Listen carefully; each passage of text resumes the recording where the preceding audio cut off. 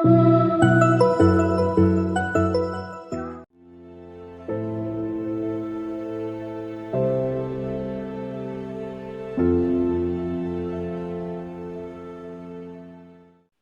अच्छा समय हमेशा कि हम प्रभु के वचनों को प्रभु के संगति में बैठ करके सीखे, जाने और प्रभु में आगे बढ़ने वाले बनने पाए।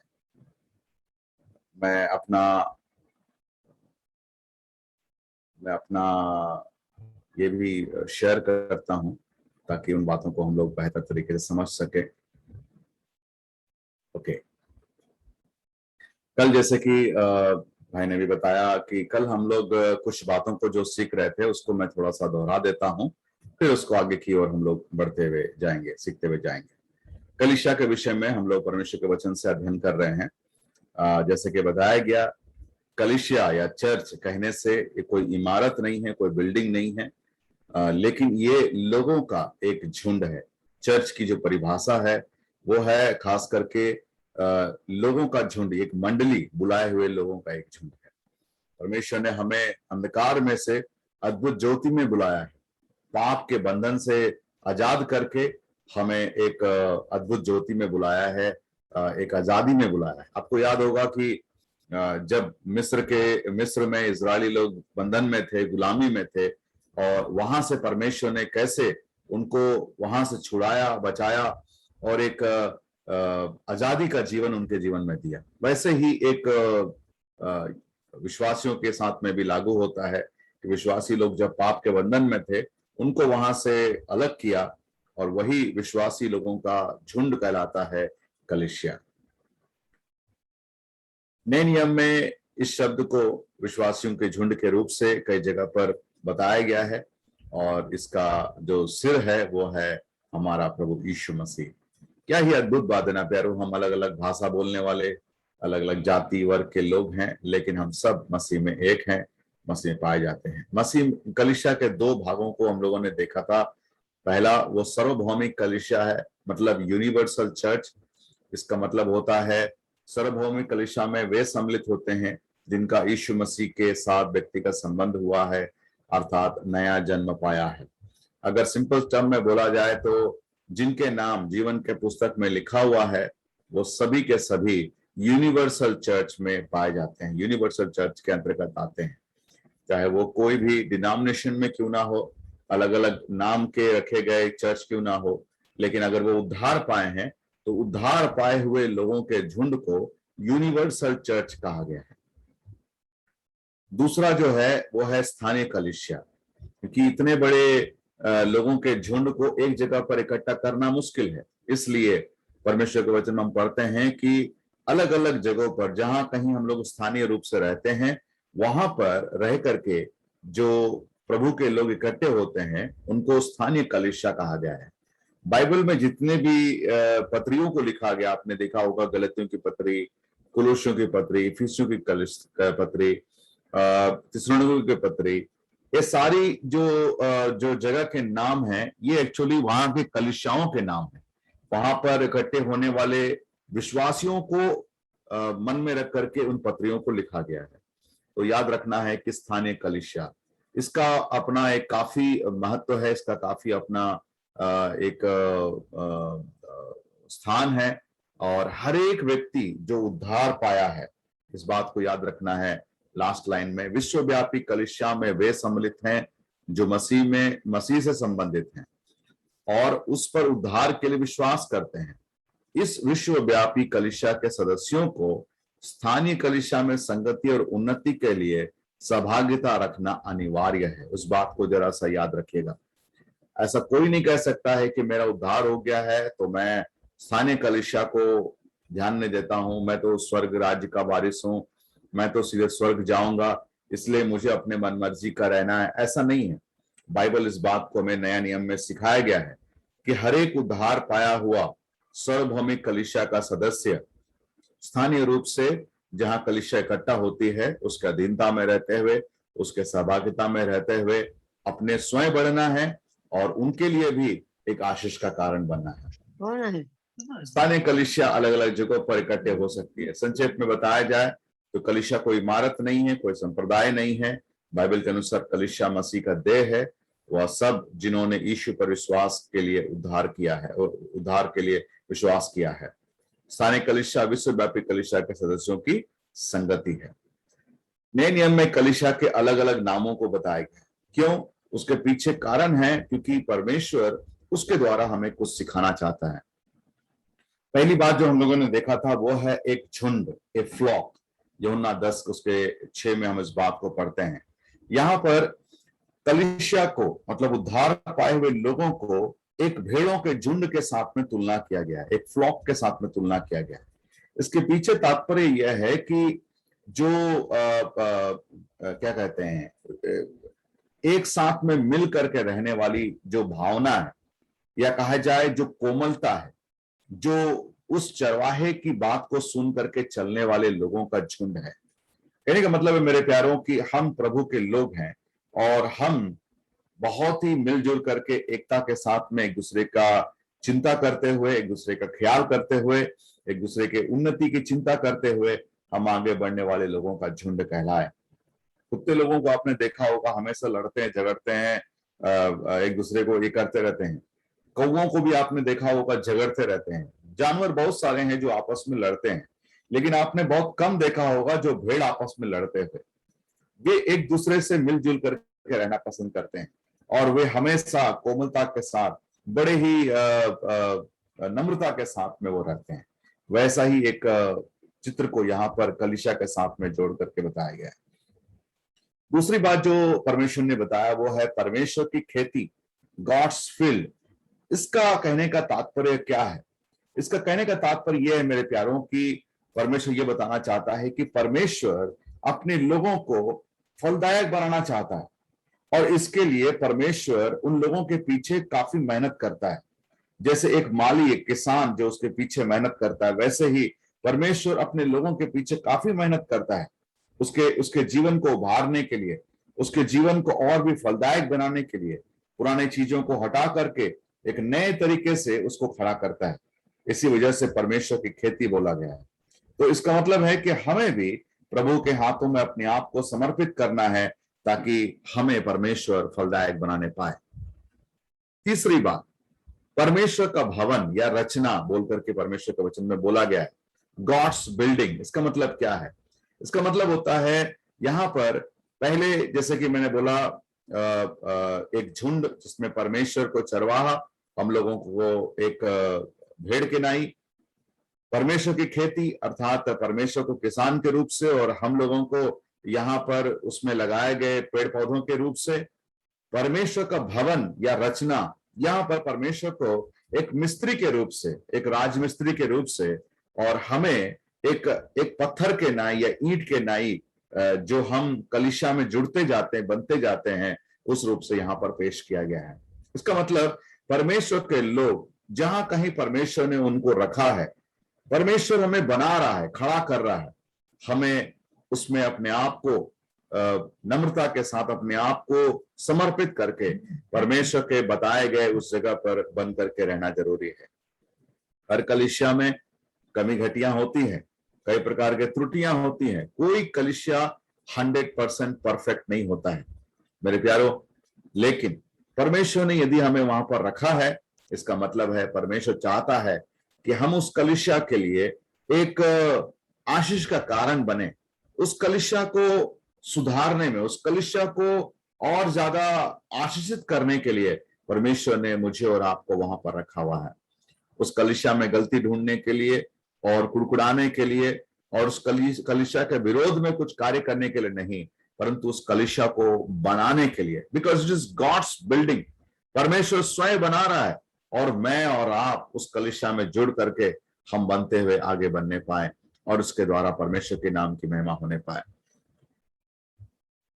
चौथी बात जो आज हम लोग देखेंगे मेरे प्यारों, वो है परमेश्वर का मंदिर, द टेम्पल ऑफ गॉड। पहला कुरिन्थियों की पत्री उसका 3 अध्याय और उसके 16 पद में इस बात को हम लोग पढ़ते हैं। पहला कुरिन्थियों की पत्री उसका 3 अध्याय और उसका 16 पद मैं आपके लिए पढ़ देता हूं, फिर आगे की ओर हम लोग बढ़ते हुए जाएंगे। पहला कुरिन्थियों 3 अध्याय और उसका 16 पद, उसमें ऐसा लिखा गया, क्या तुम नहीं जानते कि तुम परमेश्वर का मंदिर हो और परमेश्वर का आत्मा तुम में वास करता है? यहाँ पर प्यारो परमेश्वर का मंदिर, द टेम्पल ऑफ गॉड बोल करके यहाँ पर परमेश्वर की कलीसिया को संबोधन किया गया है। मंदिर शब्द जब भी हमारे मन में विचार आता है, इसका मतलब होता है आराधना, जहां पर लोग, भक्त लोग जाते हैं और आराधना चढ़ाते हैं। इस दुनिया में जितने भी लोग जिसे मंदिर कहते हैं, वाकई में कहा जाए यहाँ पर परमेश्वर कलीसिया को मंदिर बोल करके बोला गया है, मतलब परमेश्वर के लोगों का झुंड। हमें याद दिलाता है कि एक सच्ची आराधना आज परमेश्वर को उनके लोगों से ही मिलता है जो कलीसिया के सदस्य हैं। इसका मतलब होता है आज परमेश्वर को और कुछ नहीं चाहिए। अगर सच्ची आराधना का मतलब उनको कोई भेड़ बकरी गाय बैल वगैरह वगैरह ये सारी चीजें नहीं, लेकिन जब एक परमेश्वर के लोगों का झुंड इकट्ठा होता है और परमेश्वर की आराधना वो लोग चढ़ाते हैं, वही बात मेरे प्यारो परमेश्वर हमसे पसंद करता है, वही बात हमसे परमेश्वर चाहता है। परमेश्वर चाहता है कि मैं और आप उस काम में आगे बढ़े और परमेश्वर के नाम की महिमा हमारे जीवन के द्वारा निरंतर होते रहने पाए। पांचवी बात यहां परमेश्वर कहता है मसीह की देह, the body of Christ, the body of Christ. हम लोग मसीह की देह हैं, यह बात परमेश्वर का वचन यहां पर बताता है। कहां लिखा गया है इस बात को? हम लोग परमेश्वर के वचन में इफिसियों की पत्री उसका पहला अध्याय और उसका 22 और 23 में हम लोग इस बात को पढ़ते हैं। जो उसने मसीह में किया और उसको मरे हुओं में से जिलाकर स्वर्गीय स्थानों में अपनी दाहिनी ओर सब प्रकार की प्रधानता और अधिकार और सामर्थ्य और प्रभुता के और हर एक नाम के ऊपर, जो ना केवल इस लोक में पर आने वाले लोक में भी पाया जाए, बैठाया। उसका 22 पद, सॉरी मैंने दूसरा पद दिया था, 22 और 23 पद। और सब कुछ उसके पांव तले कर दिया, उसे सब वस्तुओं पर शिरोमणि ठहराकर कलीसिया को दे दिया। या उसकी देह है और उसकी परिपूर्णता है, जो सब में सब कुछ परिपूर्ण है। यहां पर परमेश्वर के इस कलीसिया को मसीह का देह, द बॉडी ऑफ क्राइस्ट बोल करके बोला गया। शरीर वो माध्यम है जिसके द्वारा व्यक्ति स्वयं को अभिव्यक्त करता है। इस प्रकार मसीह की देह वो इकाई है जिसके द्वारा प्रभु आज दुनिया के सामने खुद को व्यक्त करने का विकल्प चुना हुआ। बहुत ही एक गंभीर एक बात को यहां पर प्यारो परमेश्वर के वचन में बताया गया। क्या बोला गया है? शरीर वो माध्यम होता है जिससे एक व्यक्ति जाना जाता है। मतलब अगर मान लीजिए एक व्यक्ति को आप देखते हैं तो उसके शरीर को देख करके पता लगता है कि वो कौन है, कैसा है, उसके हाव भाव, उसके चाल चलन, उसके हर एक तौर तरीकों को देख करके हमें पता लगता है कि वो कैसा है। अगर शरीर नहीं होगा तो कैसे पता लगेगा? यहां पर परमेश्वर के वचन में इस बात को बताया गया है, इस प्रकार मसीह की देह वो इकाई है जिसके द्वारा प्रभु आज दुनिया के सामने खुद को व्यक्त करने का विकल्प चुना है। ये बहुत बड़ी बात है कि नहीं? मतलब लोग मसीह को जानेंगे किस आधार पर? कलीसिया के विश्वासियों के आधार पर। मतलब कलीसिया के लोग मसीह की देह को प्रकट करते हैं दुनिया के लोगों के सामने में। ये कितनी बड़ी बात है मेरे प्यारो। इसका मतलब है अगर मसीह लोग, प्रभु के लोग अगर अपने जीवन को सही ढंग से जीते हैं, उनका गवाही, उनका चाल चलन प्रभु के वचन के मुताबिक है, उसके अनुसार चलता है, वाकई में इसके द्वारा परमेश्वर के नाम की सोचिए कितनी महिमा होती है। उसके द्वारा परमेश्वर कितना ज्यादा लोगों के सम्मुख में एक जाना जाएगा, परमेश्वर की महिमा होगी। लेकिन बड़े दुख की बात है मेरे प्यारो, आज इस बात को विश्वासीगण भूल जाते हैं कि हम मसीह को ही प्रकट कर रहे हैं। उसके प्रतिनिधि के रूप से परमेश्वर ने हमें चुन करके रखा है इस दुनिया के लोगों के सामने में।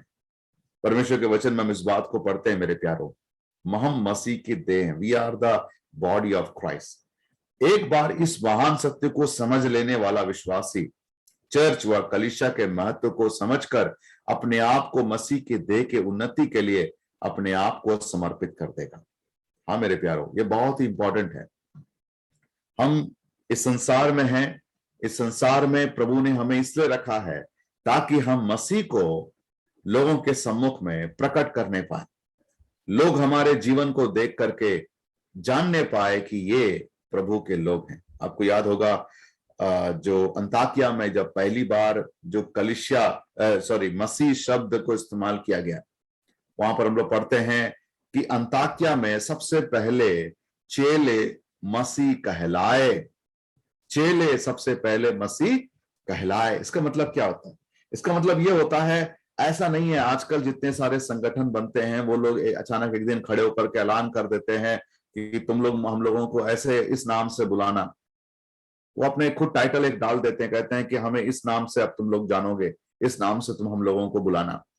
लेकिन यहां पर जो प्रेरितों के काम की पुस्तक में पढ़ते हैं कि वहां प्रभु यीशु मसीह के चेले लोग, ऐसे चेले चेले बोल करके बुलाते थे, प्रभु यीशु मसीह के चेले। लेकिन अंताकिया के कलीसिया में हम लोग पढ़ते हैं कि सबसे पहले चेले लोगों को दुनिया के लोगों ने मसीह बोल करके बुलाया। एक्चुअली मसीह जो शब्द है, इसका मतलब वाकई में क्या होता है मेरे प्यारो? मसीही, इसका मतलब क्या होता है? मसीही का मतलब होता है मसीह को धारण करने वाला। मसीह को धारण करने वाला मतलब मसीह के जैसे जीवन को बिताने वाला, जस्ट लाइक क्राइस्ट, प्रभु यीशु मसीह के समान जीने वाला व्यक्ति। इसका मतलब होता है अब दुनिया के लोग यदि उसको देखेंगे तो वो बोलेंगे कि ये मसीह है, ये मतलब प्रभु यीशु मसीह है। They are living just like Christ.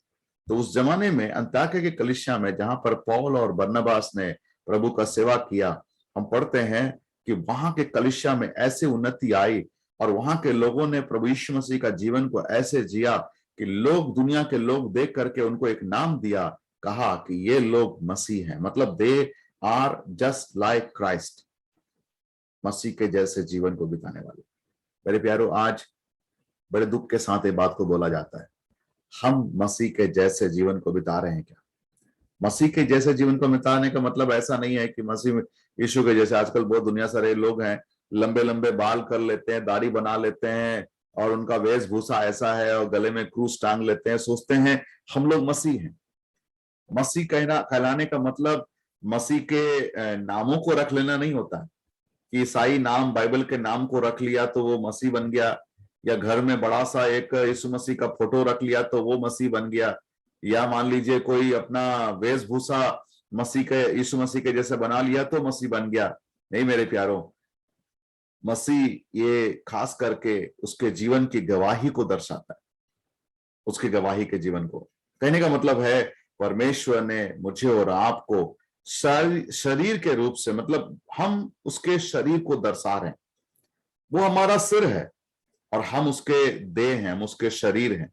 आज दुनिया के सम्मुख में दुनिया के लोग अगर हमें जानेंगे तो केवल और केवल ऐसे जानेंगे कि हम प्रभु के लोग हैं।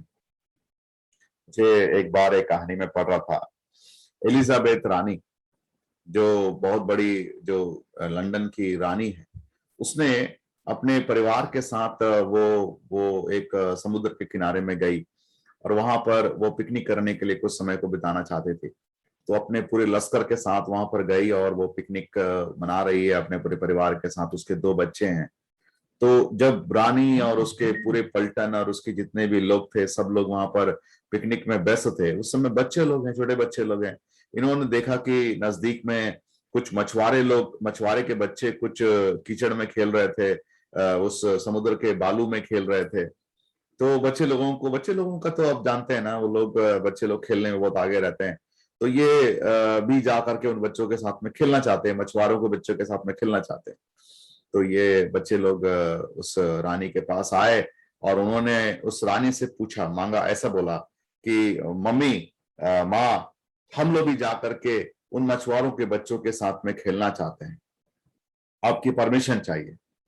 तो उस एलिजाबेथ रानी ने उन बच्चों की ओर देखा और ऐसा बोला, बेटा बच्चों, जाओ और जा करके तुम उनके साथ में खेल सकते हो, लेकिन एक बात याद रखना, तुम एलिजाबेथ रानी के बच्चे हो। तुम इस बात को याद रखना, तुम एलिजाबेथ रानी के बच्चे हो।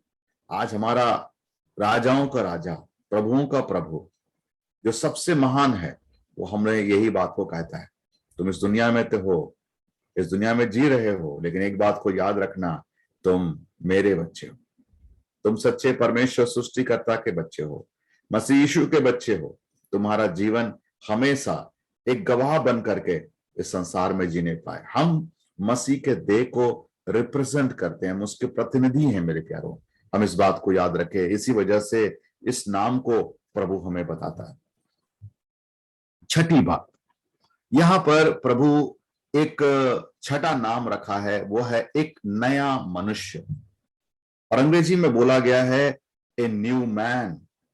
इफिसियों की पत्री उसका 2 अध्याय और उसके 15 पद में हम इस नाम को पढ़ते हैं। यहां पर ऐसा लिखा गया मेरे प्यारों, और अपने शरीर में बैर अर्थात वो व्यवस्था जिसकी आज्ञाएं विधियों की रीति पर थी मिटा दिया, कि दोनों से अपने में एक नया मनुष्य उत्पन्न करके मेल करा दे। यहां पर इस बात को बताया गया है, एक नया मनुष्य उत्पन्न करे।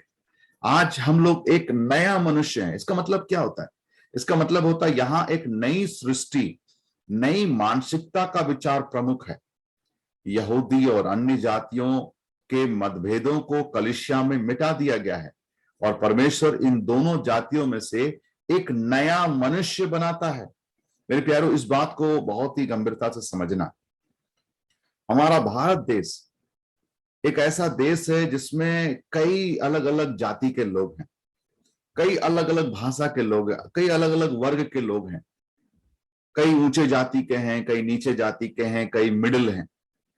जैसे बोला गया ना, हाई कास्ट, जिसमें क्षत्रिय लोग आते हैं, ब्राह्मण लोग आते हैं, और बड़े बड़े जो पद के लोग हैं वो आते हैं। फिर उसके बाद में मिडिल वाले कुछ लोग होते हैं, अदर कास्ट या जनरल कास्ट जिसको बोलते हैं। फिर आता है एससी और एसटी आता है। तो जाति के अलग अलग वर्ग हैं हमारे भारत देश में। अगर आप विदेशों में जाएंगे तो वहां पर ऐसा कुछ भी नहीं है, सभी के सभी एक ही जाति के लोग हैं। वहां पर कोई प्रकार का ऐसा एसटी, एससी, जनरल, ओबीसी और अदर कास्ट, जनरल कास्ट, ऐसा कुछ भी नहीं है। लेकिन हमारे भारत देश में ऐसा है मेरे प्यारों। भारत देश आजाद होने से पहले, आजाद होने के बाद में भी ये मानसिकता में कोई प्रकार का बदलाव नहीं आया। शुरुआती दिनों में ऐसा माना जाता है कि छोटे जाति के लोगों को कीड़े मकोड़ों के समान व्यवहार किया जाता था, उनके साथ में बातचीत भी नहीं की जाती थी, और बड़े जाति के लोग हमेशा उनको दबा करके रखते थे। बड़े जाति के लोग उनको एक इंसान के रूप से देखते भी नहीं थे। बड़े जाति के लोगों की बातों को ही माना जाता था। छोटे जाति लोगों का कोई मतलब उनको निर्णय लेने का अधिकार नहीं है, उनको जीने का अधिकार नहीं है, वो तो केवल जानवर के समान है।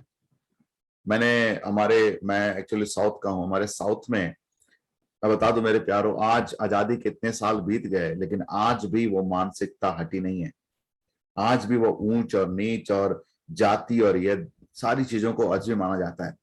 अगर कोई आपको अपना नाम पूछेगा तो आप अपना नाम केवल शॉर्ट में बता नहीं सकते हैं। जैसे कि मुझे अगर पूछेगा कि आपका नाम क्या है, तो मैं अगर उनको बोलूंगा मेरा नाम सैमसन है, तो वो बोलेगा कि सैमसन नहीं, मुझे अपना पूरा नाम बताइए। तो वो जानना चाहता है मेरा घर का नाम क्या है, मेरा टाइटल क्या है। वो टाइटल के आधार पर मेरे साथ में बर्ताव करेगा। चाहे आप नौकरी करने के लिए जाइए, आप पढ़ाई करने के लिए जाइए, या आपके कोई दुकान में जाइए, या पड़ोसी लोग होंगे, ये सभी लोग आज भी उसी मानसिकता में डूबे हुए हैं। वो जाति मतभेद, ये वो, मेरे प्यारों, ये लोगों को पागल कर देता है।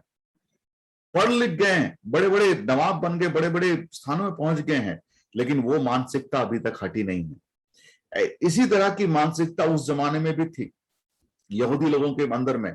यहूदी लोग अपने आप में सर्वश्रेष्ठ मानते थे, सबसे बड़े मतलब जाति के लोग, जो परमेश्वर के द्वारा चुने गए लोग हैं। परमेश्वर ने उन लोगों को खास करके चुन करके अलग किया है।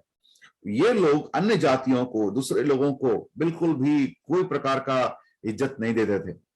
इनके इनके मन में उनके प्रति एक एक प्रकार का घृणा की भावना थी। उनके साथ में बदसलूकी करते थे और उनको कोई प्रकार का अहमियत नहीं देते थे। लेकिन यहां पर पौलुस इस बात को बताना चाहता है मेरे प्यारों। उसने क्या किया, परमेश्वर ने क्या किया कलीसिया को बनाने के लिए? कहता है मिटा दिया, है ना, और अपने शरीर में बैर अर्थात वह व्यवस्था जिसकी आज्ञाएं विधियों की रीति पर थी मिटा दिया, कि दोनों में से एक नया मनुष्य को उत्पन्न कर दे। हाँ मेरे प्यारों, उसको मिटा दिया, मतलब एक नया सृष्टि को परमेश्वर बनाना चाहा।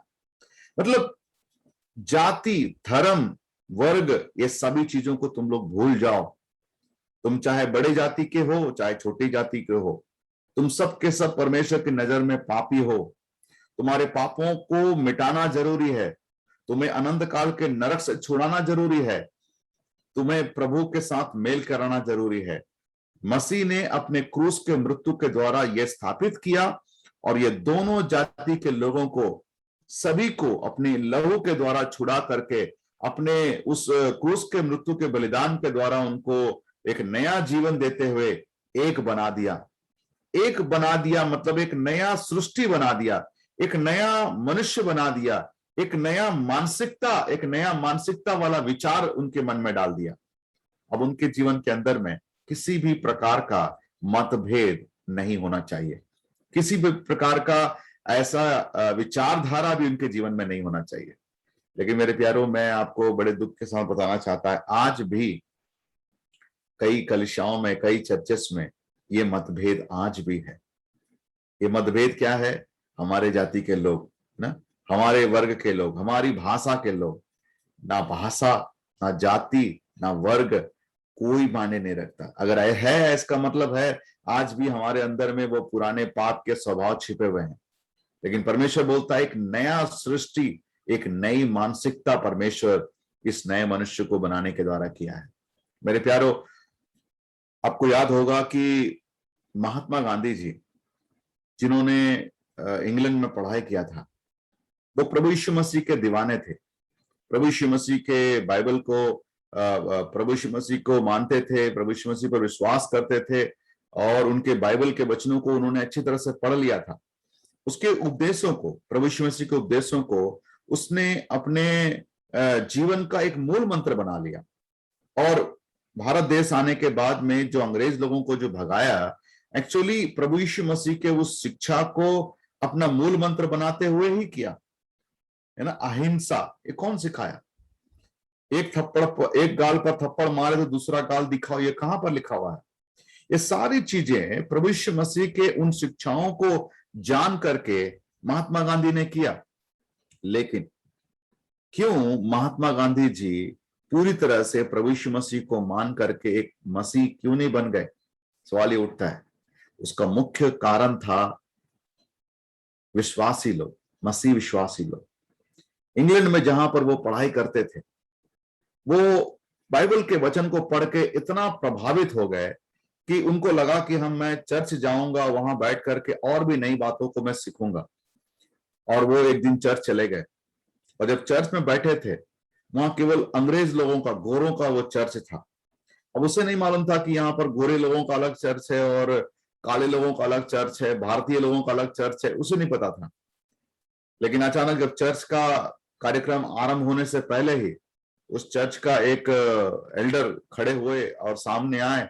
उन्होंने महात्मा गांधी जी को हाथ पकड़ करके ऊपर उठाया और बोला, ये यहाँ पर आपको अनुमति नहीं है बैठने का।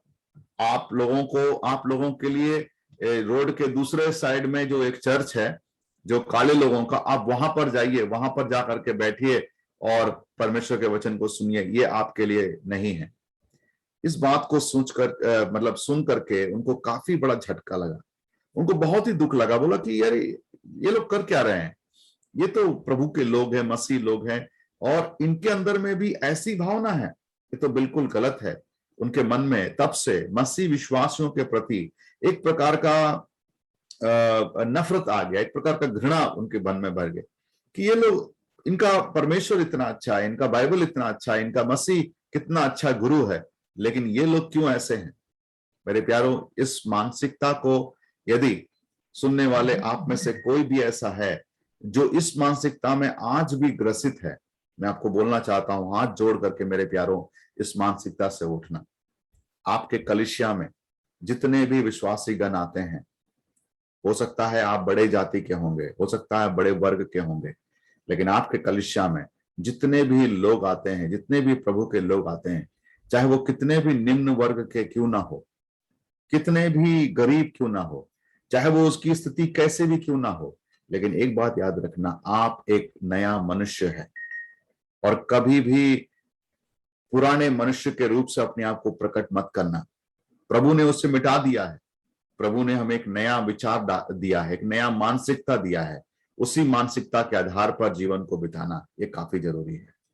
सातवीं बात देखेंगे मेरे दोस्त, सेवेंथ थिंग, परमेश्वर का निवास स्थान।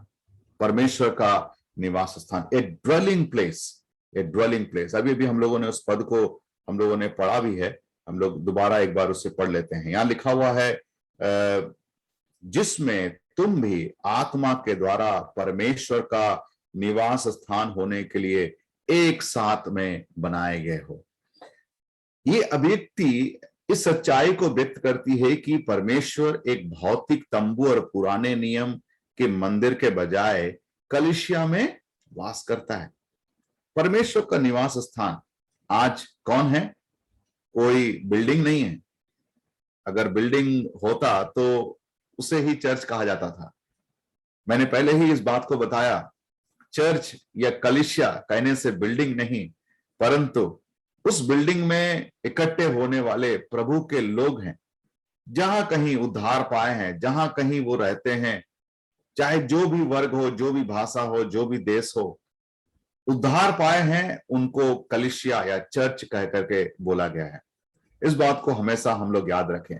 और परमेश्वर कहां वास करना चाहता है? उनके अंदर। मतलब पुराने नियम में हम लोग पढ़ते हैं तंबू में परमेश्वर वास करता था। जब तंबू बनाया गया, हम लोग पढ़ते हैं परमेश्वर के मंदिर को बनाया गया, तो एक बादल के नाई एक महिमा से भर करके परमेश्वर वहां पर उतरता है और लोगों को पता चल गया कि अब परमेश्वर तंबू में वास करता है, परमेश्वर मंदिर में वास करता है।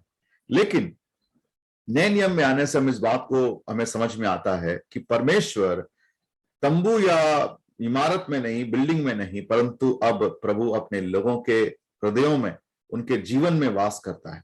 इस बात को हम हमेशा याद रखें मेरे प्यारों, परमेश्वर हमारे अंदर वास करता है। आठवीं बात, यहां पर परमेश्वर हमें मसीह की दुल्हन ऐसा बोल करके बताया गया। इफिसियों की पत्री उसका 5वां अध्याय और उसका 25 से लेकर के 27 पद तक मैं आपके लिए पढ़ देता हूं।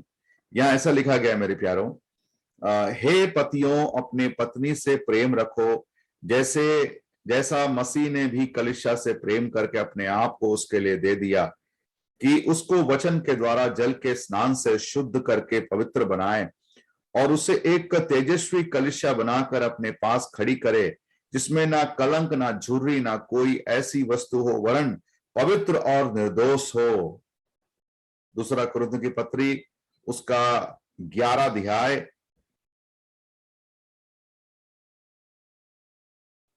दूसरा कुरिन्थियों की पत्री उसका 11 अध्याय उसका 2 पद यहां लिखा है, क्योंकि मैं तुम्हारे विषय में ईश्वरीय धुन लगाए रहता हूं, इसलिए कि मैंने एक ही पुरुष से तुम्हारी बात लगाई है कि तुम्हें पवित्र कुमारी के समान मसीह को सौंप दूं। यहां पर प्रभु ने कलीसिया को एक दूसरा नाम से बुलाया है, वो है मसीह की दुल्हन, द ब्राइड ऑफ क्राइस्ट। क्यों? इसका कारण क्या है?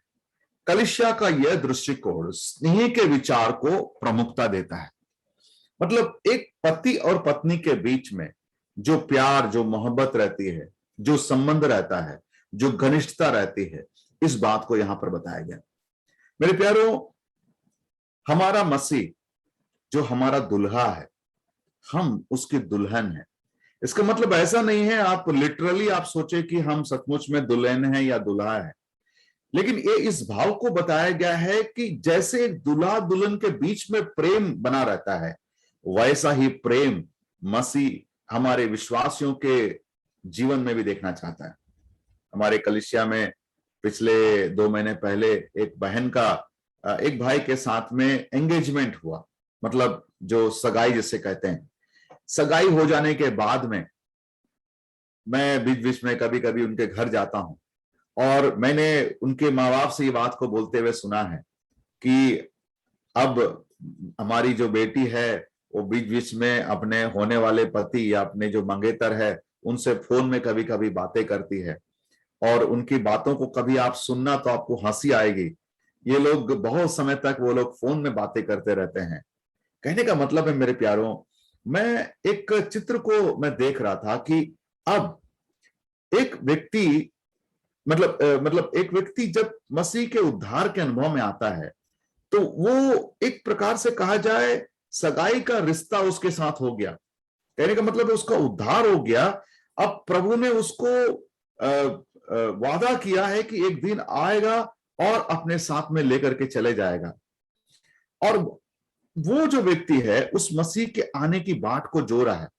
जैसे एक लड़की जिसकी सगाई हो गई है, अब वो अपने पति की राह को देख रही है कि कब वो समय आएगा जब मेरा पति मुझे लेने मेरा होने वाला पति मुझे लेने के लिए आएगा और मेरे से ब्याह करेगा और मुझे अपने साथ में ले जाएगा और हम दोनों एक साथ में मिलकर के रहेंगे।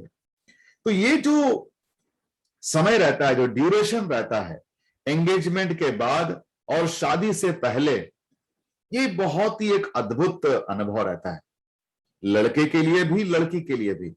आज मसीह का पूरा ध्यान किसके ऊपर है? कलीसिया के ऊपर है। कलीसिया का पूरा ध्यान किसके ऊपर होना चाहिए? केवल अपने होने वाले पति मसीह के ऊपर। उसे दुल्हा बोल करके बोला गया है और मसीह को दुल्हन बोल करके बोला गया है। मेरे कहने का मतलब है मेरे प्यारों, ऐसा ही एक स्नेह के साथ मसीह चाहता है हमेशा हमारा धुन, हमारा प्रेम, हमारा स्नेह, हमारा जो संबंध हमारे होने वाले या कहा जाए हमारे दुल्हा प्रभु यीशु मसीह के ऊपर में बना रहे। एक और बात भी यहां पर बताया गया, आपको याद होगा ना, लिखा है पवित्र, है ना। पवित्र का मतलब होता है मेरे प्यारों, एंगेजमेंट हो गया, सगाई हो गई, अब ये लड़की केवल और केवल उस लड़के के बारे में विचार करेगी, केवल और केवल। लड़का भी केवल उस लड़की के बारे में विचार करेगा। इन दोनों के अंदर में प्रेम तो जरूरी है ही, लेकिन साथ ही साथ पवित्रता भी बहुत जरूरी है। पवित्रता भी बहुत जरूरी है।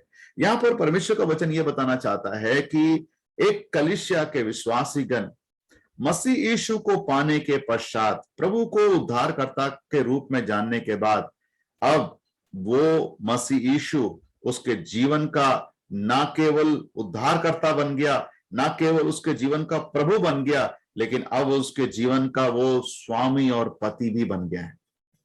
पति बन गया है।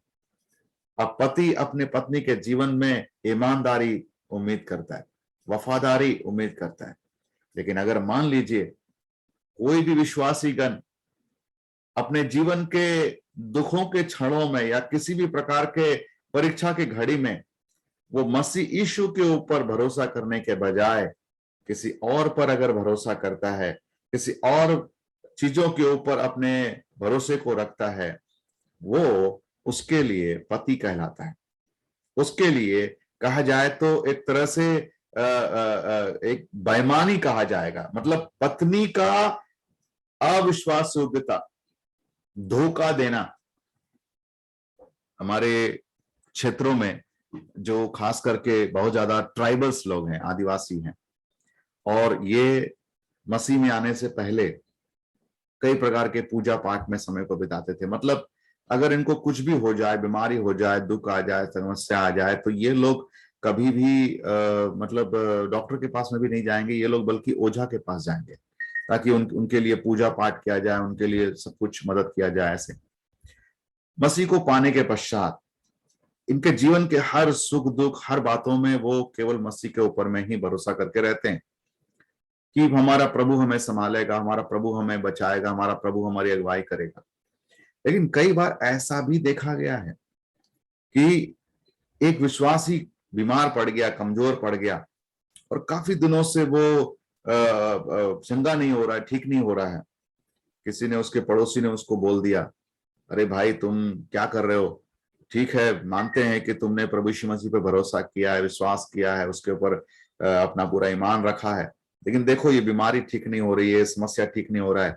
तुम एक काम करो, एक छोटा सा मुर्गी को बलिदान करना पड़ेगा, एक छोटा सा पूजा पाठ करना पड़ेगा और मुझे पक्का मालूम है ये जो हमारे गांव के किनारे में जो वहां पर वो ओझा रहता है, वो जो पुजारी रहता है, वो एक छोटा सा पूजा करेगा और तुम्हारा पूरा एकदम ठीक हो जाएगा।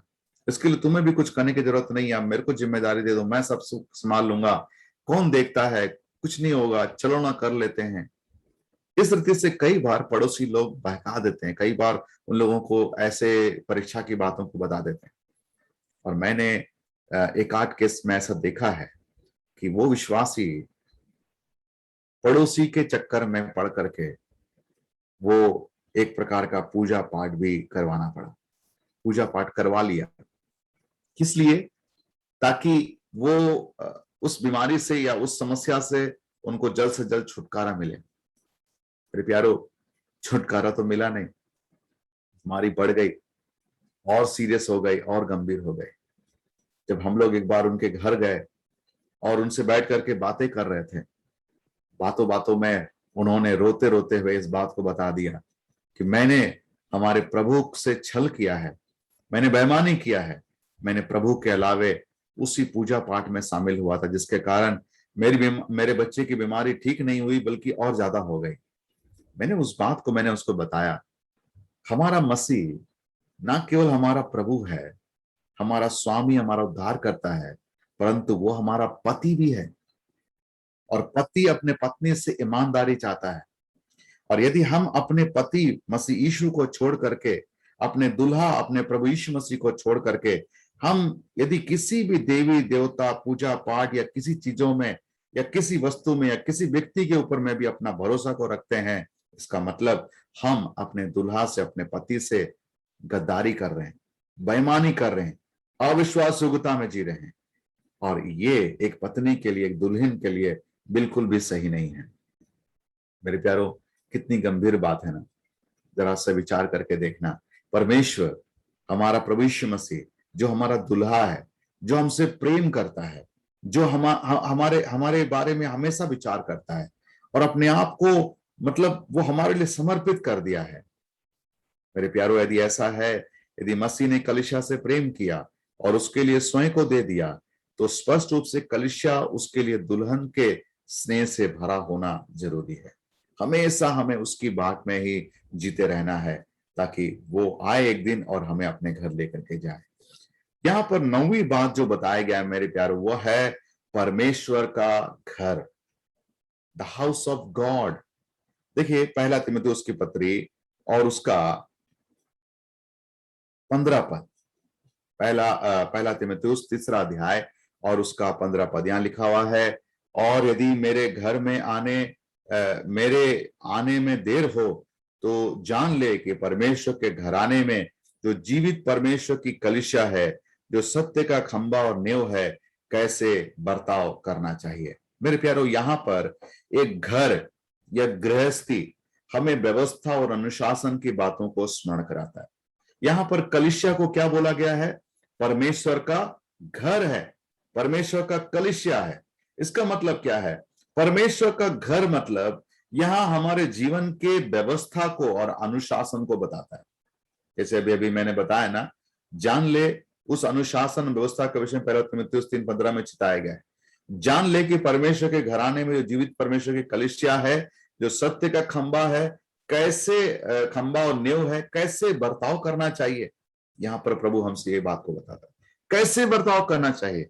एक मसीह विश्वासी अपने तरीके से जीवन को नहीं जी सकता है मेरे प्यारों।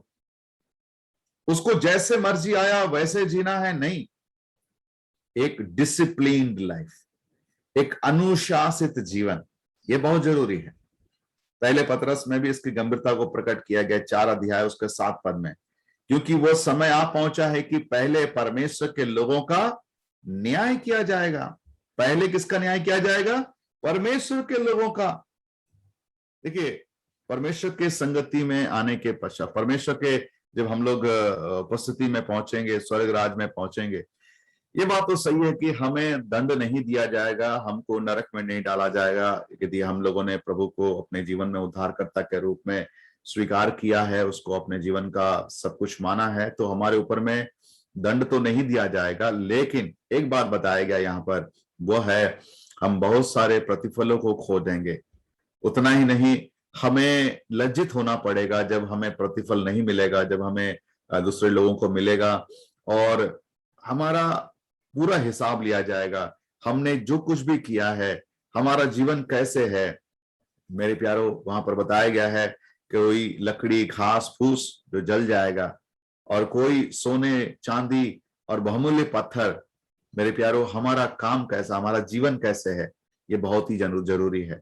अनुशासन, ये शब्द जब भी मैं सुनता हूं मेरे प्यारो, मुझे याद आता है कि एक विश्वासी का जीवन इस संसार में, भले ही उसको कोई रोकने वाला, टोकने वाला या बोलने वाला कोई नहीं है, लेकिन फिर भी उसको कितना अनुशासित जीवन को जीना जरूरी है।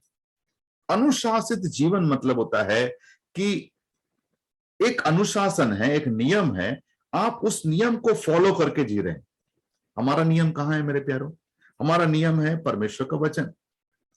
देखिए, एक बार एक व्यक्ति प्रभु यीशु मसीह को पा लिया, प्रभु यीशु मसीह को अपने जीवन का उद्धारकर्ता बना लिया, अब उसका जीवन अपने मुताबिक नहीं जी सकता, अपने समाज के मुताबिक नहीं जी सकता, अपने रीति रिवाजों के अनुसार नहीं जी सकता। आज हमारा रीति रिवाज, हमारा समाज, हमारा संस्कृति, हमारा हर एक तौर तरीका बाइबल के आधारित होना जरूरी है। That's all. वही हमारा नियम है। कोई भी मसीह ये नहीं बोल सकता हमारे समाज में तो ऐसा होता है, हमारे रीति रिवाज में ऐसा होता है, हम हमारे यहाँ तो चलता है ब्रदर। नहीं, नहीं चलता है इसमें। We are disciplined people. हम लोग अनुशासित लोग हैं। हमारी बोली बातचीत से, हमारे कपड़े लत्ते से, हमारे व्यवहार से, हर बातों में एक अनुशासन के साथ में जीने वाले लोग। मुझे बड़ा दुख लगता है इस बात को देख करके, आज भी एक क्रिश्चियन ये शब्द को बोलने से बहुत सारे अविश्वासी लोगों के मनों में ऐसा विचार आता है कि एक पश्चिमी जो सभ्यता इनके मसीहत में घुसी हुई है। क्योंकि वीडियो में, फोटो में, टेलीविजन में यही बात को बताया गया है। क्रिश्चियन, एक मसीह कहने से कम कपड़े पहनने वाला, एक्सपोज करके मतलब अपने अंग प्रदर्शन करके जीने वाले, इस तरह के लड़के लड़कियों के वस्त्र होंगे। और ये लोग मतलब पीने वाले लोग होते हैं, शराब पीने वाले लोग होंगे, ये लोग व्यभिचारी लोग होते हैं। ऐसा दृष्टिकोण लोगों के अंदर में बन गया। और ये कहां से आया है? ये बहुत सारे टीवी और ये सब जो वीडियो वगैरह, इसके माध्यम से लोगों के अंदर में छवि बन गया है कि एक क्रिश्चियन बोले तो ऐसा ही होता है। बात कुछ हद तक सही भी है। क्यों पता है? क्योंकि रोमन कैथोलिक में अगर आप भी आज भी अगर आप देखेंगे, उनके अंदर में ये सारी बातें पाई जाती है। वहां पर रहने वाले रोमन कैथोलिक के जो मसीह लोग पीने में, जीवन के कपड़ों लत्तों में, उनके चाल चलन में, इन तमाम चीजों में कुछ ऐसा ही देखा गया है, जिसके कारण पूरे दुनिया के लोगों के सम्मुख में एक गलत मतलब छवि बन गई है, गलत प्रतिबिंब बन गया है, गवाही बन गया है। लेकिन हमारा प्रभु क्या कहता है? प्रभु कहता है we are God's house, the house of God. और ये एक अनुशासन के अनुसार चलना जरूरी है। एक व्यवस्था है, एक अनुशासन है। घर के अंदर में जैसे व्यवस्था रहती है ना, सुबह उठना है, शाम को इतने बजे सोना है, इतने टाइम में खाना खाना है, इतने टाइम में बाहर जाना है, ये है वो है। पति काम करने के लिए जाएगा, पत्नी घर के काम करेगी, बच्चे लोग कुछ काम करेंगे, तो एक नियम बन गया रहता है। तो वैसे ही एक डिसिप्लिन्ड लाइफ प्रभु चाहता है। एक बार अपने आप को पूछ करके देखें मेरे प्यारों, हमारे जिंदगी में क्या वो डिसिप्लिन्ड लाइफ है?